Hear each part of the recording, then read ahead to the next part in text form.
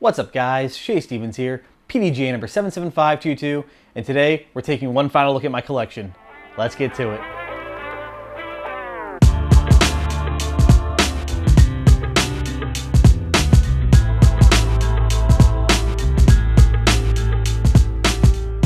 So as I mentioned in my last video, the last batch I have to go over is my non-MVP collection.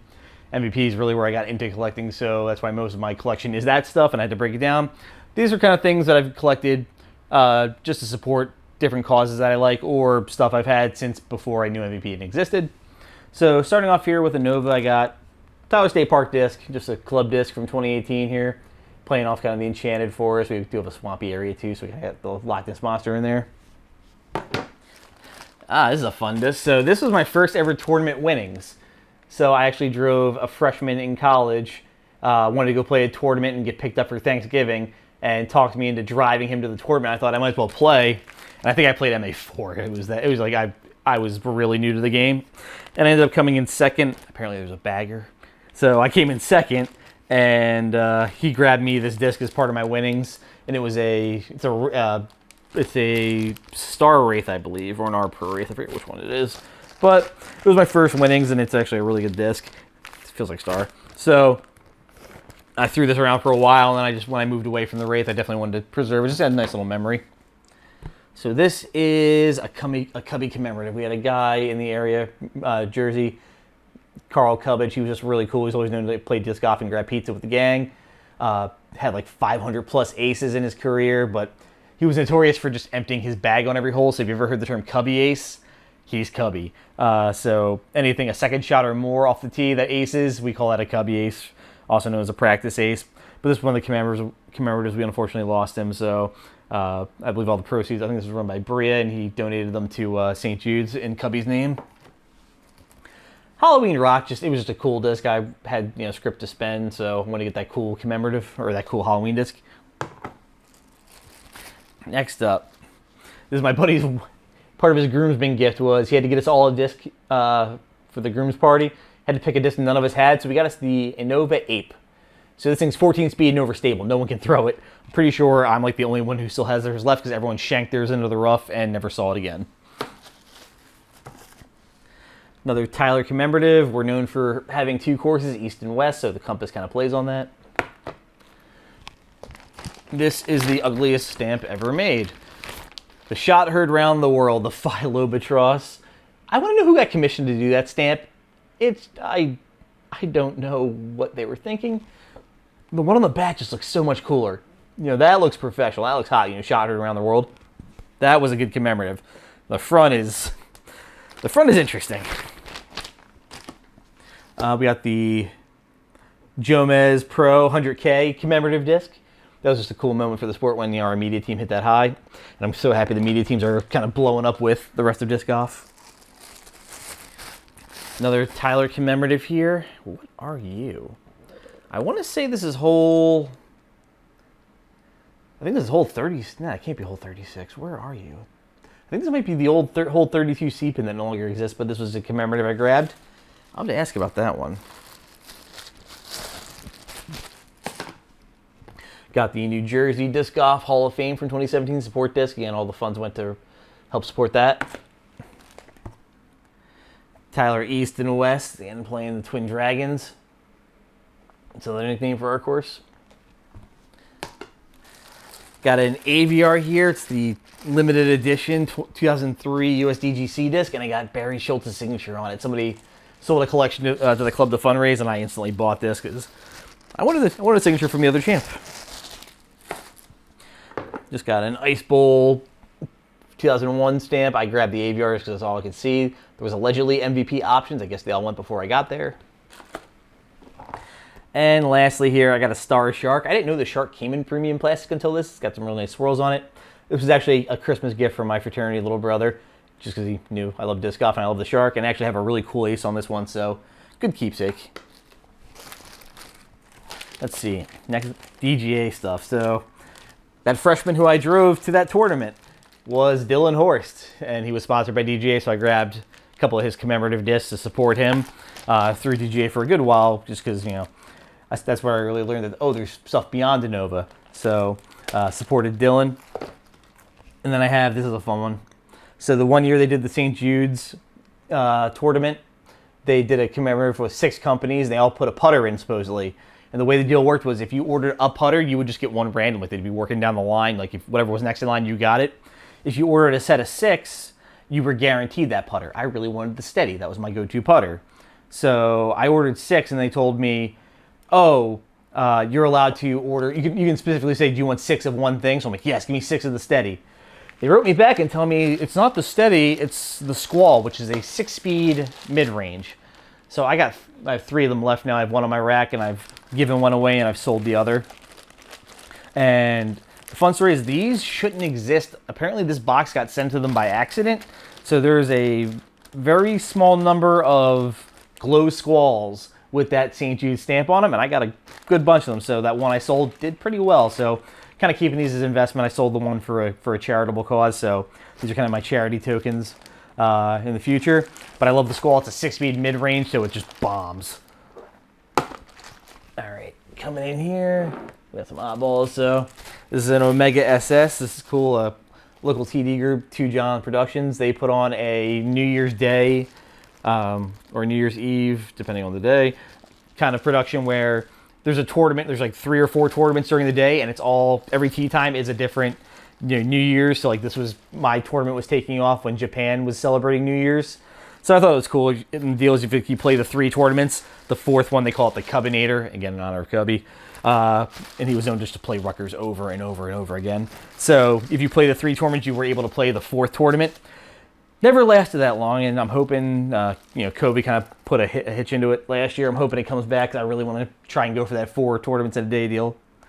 This is a Gateway Assassin for their overmold. This is like a prototype. You're not even supposed to throw it. If it hits a tree, it explodes. I fell on the sword. I grabbed this one just so that way nobody else would. So taking one for the team there. Grabbed a Yikun disc because it was on the table. I had money to spend, and the arches look cool. These discs are like super brittle. Like I'm scared to throw this into anything. So I'm glad now that Discmania is working on them. The quality of plastic has apparently improved greatly. Got this is a Patriot or an Icon. I forget which one. This is, I know it's a legacy disc, but it's signed. I love Smashbox. I love Terry and JVD. I hate the fact that they start their show at 10 o'clock though Eastern time. So I usually tune in for like the first 20 minutes or so, and then watch the replay at work or listen to it in the background the next day. I got a Yetter 2011 disc. I think this is like the first time I ever knew the Yetter existed. It's our big tournament for our club. It's a memorial for one of our club members who passed away. It's basically the course in the hardest position.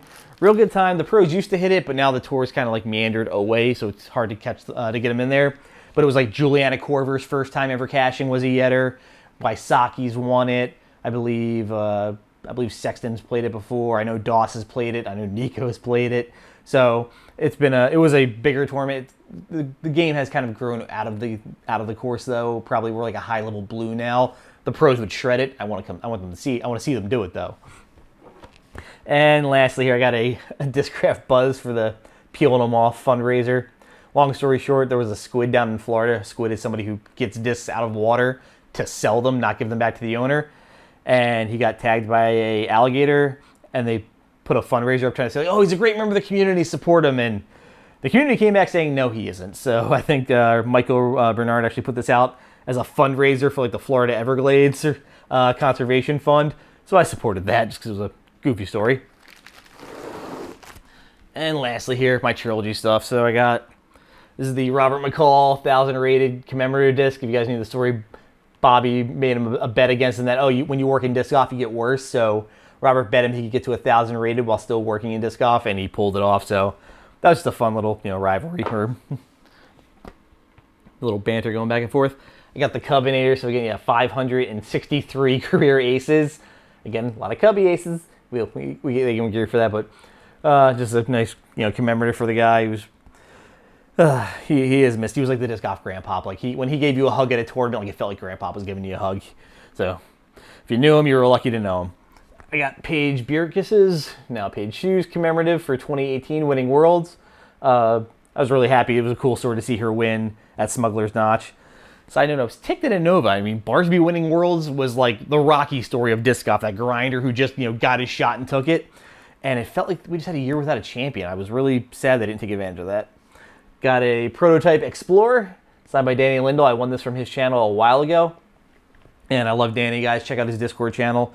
He's still doing live breakdowns of form to help people out. So, love what he does. I think arguably he's the best teacher in the game. Got a Felon signed by Eric and Tina Oakley. And I think this was actually before they were married, but Tina was practicing the Oakley. Again, just love those two. They're a lot of fun. I chime in on their morning coffee YouTube live sessions a lot. Got my PDGA disc. I'm ticked. John Dorn, you finally do a good MVP one, and I didn't get the disc that year, so I missed out on that cool relay. Played a Trilogy Challenge in 2016, had a CTP on the CTP hole, so I got the CTP disc. 2014, I actually shot the Hot Round, and I got the Hot Round disc. Got a Loch Ness Oakley. Again, that was just a fun story on an EMAC Truth when Eric went into the water at Eureka on hole 18. I think it was CCDG, Central Coast. Yeah, had the coverage of that one. So that's just a fun little piece of history. Bria Disc Golf did an artist series, so here's the New Jersey Disc Golf stamp. Mercer County, again, the woods can get scary. That's another artist series. And this was the 25th Yetter disc, the Enchanted Forest. Another PDGA member disc. I think this one actually looks cool, like that on the compass. Got just an ice bowl from 2018. I think this was the year we actually had to like postpone it because the park closed because all the roadways were just caked in ice. We would not have been able to get out of the parking lot. And then Finley, hey. So Finley on Team Latitude 64, I got his support disc as Enforcer. This thing's such a meat hook. Just ran into him actually at Stafford League, and I think he won with a -14, so he's pretty good. And then lastly, I just got a Junior Worlds bottom stamp commemorative. The group down at Emporia does a great job with Junior Worlds. I think just making that experience great for the kids, so definitely want to support that. Love what they're doing. All right, so that's been all of my collection you guys have seen now. I've picked up a few more things. I've done mail calls, but this is kind of like my bulk showing. Just wanted to show off kind of what I had. This is my non-MVP stuff. I know there's a whole debate over like, oh, discs are meant to fly, but there's just some cool art stuff you're going to see here. I do have one last thing to show you guys actually before I go. And it's like kind of commemoratives, like pieces of history, keepsakes. Like again, I don't want to lose this shark just because it's a gift from a very close friend. And again, I have a cool story on it, so it is something that was worth retiring and keeping. So before I wrap up, let's take a look at the last thing I have to show you. All right, so I have 3 discs over here that are kind of commemorative for me. So let's take a little walkie. First one here, Tinicum Open. That was 2016. That's the day I actually discovered MVP was a thing. Also the day I finally won my first MA3 tournament. Unfortunately, I told myself I wouldn't jump up a division until I won, and I hit a wall of baggers. So this was the first time I was ever able to overcome that wall, and I ended up winning Tinicum Open that year for 2016. Coming up next, that very next year, 2017, I won the Stafford Open in MA2. So I kind of felt bad because I was definitely almost bagging MA3 myself because I just, hit that wall. So one Stafford Open, that was a really cool day. I think I shot +5 over the 2 rounds, which ain't that bad, especially for an MA2 player. So of course I bumped up to MA1, and now I'm getting my butt kicked. And then lastly here, my most prized possession, that is an Innova Monarch. It is the complement to the Groove, so I get a lot of trash for that.